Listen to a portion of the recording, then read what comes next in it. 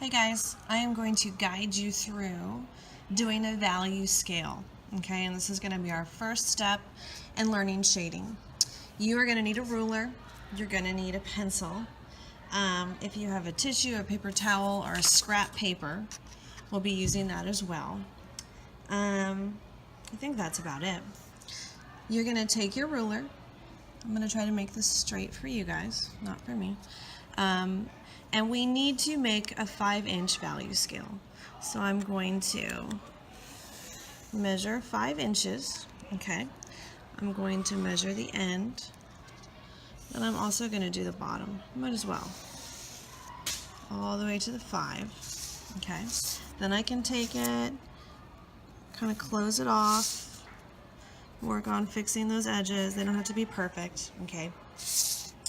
So I have a very long rectangle, and then we are going to come back, we're going to line it back up, and we just want to do a little notch for each inch. So 1, 2, 3, 4, and then 5 is the last one. Now we're going to come back, we're going to do a vertical line right about where each of those are. Okay, do your best to keep it straight. It can be difficult. Straight enough works for me. Okay, and now we have a nice segmented rectangle that will turn into our value scale. Okay, above it, if you'd like to write value scale,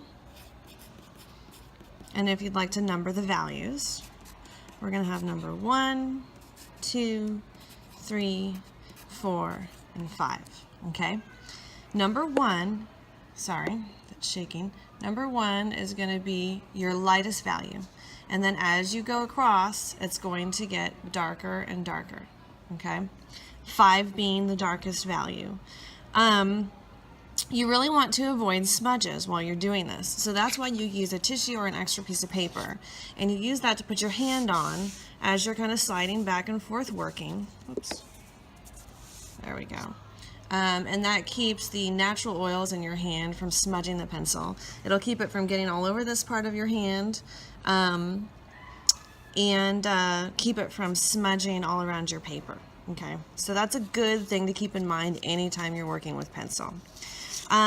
If you are right-handed, you may want to move from left to right. Okay, that way you're not got your hand all over while you're working. If you're left-handed, you might want to move from right to left. What I like to do, this is personal, and everyone has their own way of doing it. I like to turn mine this way, and if I have any writing here, I can cover it, but I don't, so I don't have to worry about it. And I like to put in my value from the top to bottom, and I like to start with the darkest area. That's totally up to you, though. So the number 5 value is going to be as dark as I can get it. And what I want to do when I'm putting this value in is I want to do non-directional shading. So if I was to shade in one direction, up or down, or side to side, you'd see it later. You'd be like, oh, I can see those pencil strokes. They go up and down, or they go side to side. If we do little circles, you can see I'm not doing big looping circles. I'm doing very small little overlapping circles, okay? If we do little circles, once you're done, it's very hard to tell the direction of the value, and it just looks smoother, okay? Then when we get to our edges, we do some straight lines so we don't go over the edges, okay? But on the inside, we do our little circles to create non-directional value, okay? You want to stay inside the lines. That's key. Got to master that for 6th grade. And then you just want to continue with your little circles. I usually really take my time on this, but I'm going very quickly for your sake. But I want you to go slowly.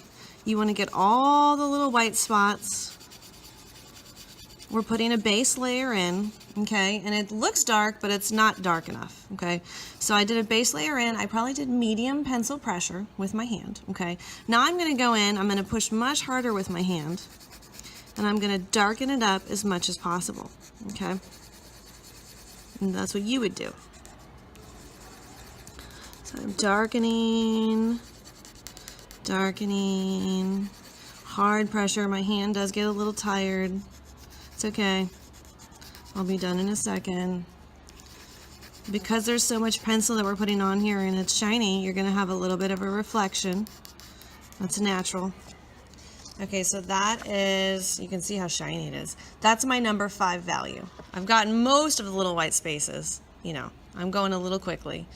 But it's nice and dark. It looks pretty smooth. It's inside the lines. Excellent. So now I'm going to move down to my number 4 value, which is going to be slightly less dark. Okay, so I'm going to come in and I'm going to do my little circles. And I like when my pencil is not as sharp. If my pencil is a little more dull, I think it's easier.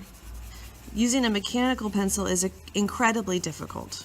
So I advise you to use a regular number 2 pencil. I'm going to fill in with a nice base value.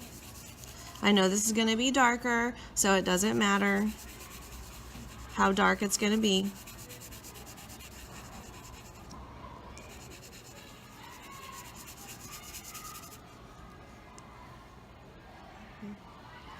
And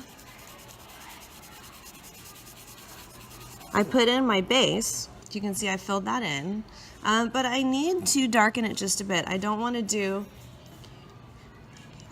incredibly hard pressure. I'm going to use the same pressure and I'm just going to go over and do another layer.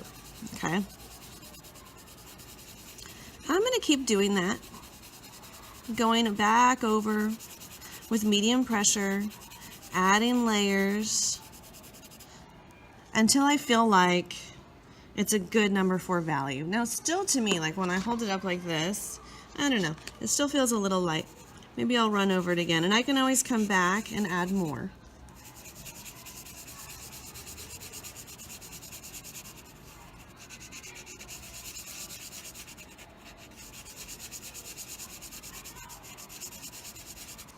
Okay, we'll see. You can see there's a difference. Okay, I'm going to move to number 3. Number 3 is our medium tone, medium pressure. I want to be cautious when I'm putting down my initial value here that I'm not putting down too dark to begin with. So I make sure my pressure is nice and light and I start to fill it in.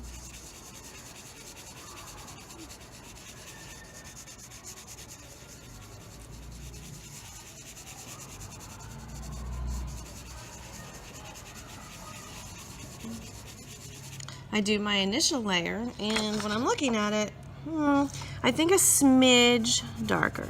So I'm just going to go over it one more time. I don't want it to be as dark as the 4. I gotta trust my artist's eye. I do my little circles. We'll see about that. Okay, I can always come back and fix it. My number 2 is a little lighter. At this point, I really have to start to be careful. I really want to lay it on pretty light. I don't want to lay it down too dark and then have to do erasing. Sometimes that happens and that's fine, but I want to be aware of it and try to kind of prevent that. And I am going incredibly fast because I don't want to make a 1,000,000-hour video.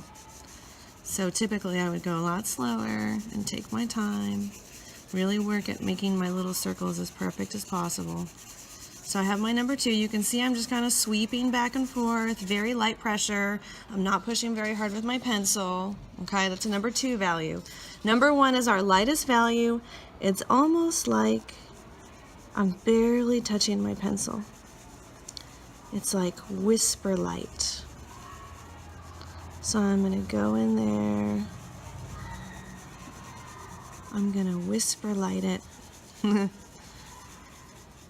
just made that up.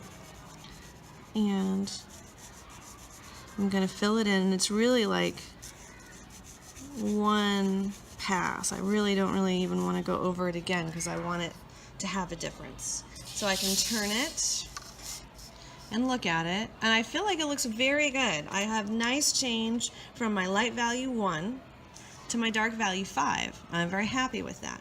Okay, here is one that I had done earlier,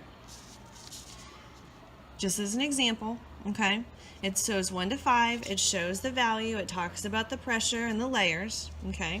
You want to try to avoid smudges, and you want to make little circles and applying your pencil value to create a smooth non-directional blend. Okay.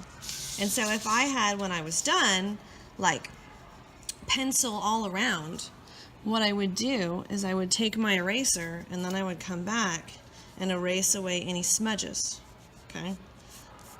I want my craftsmanship to be high, so I want to make sure it's as perfect as possible.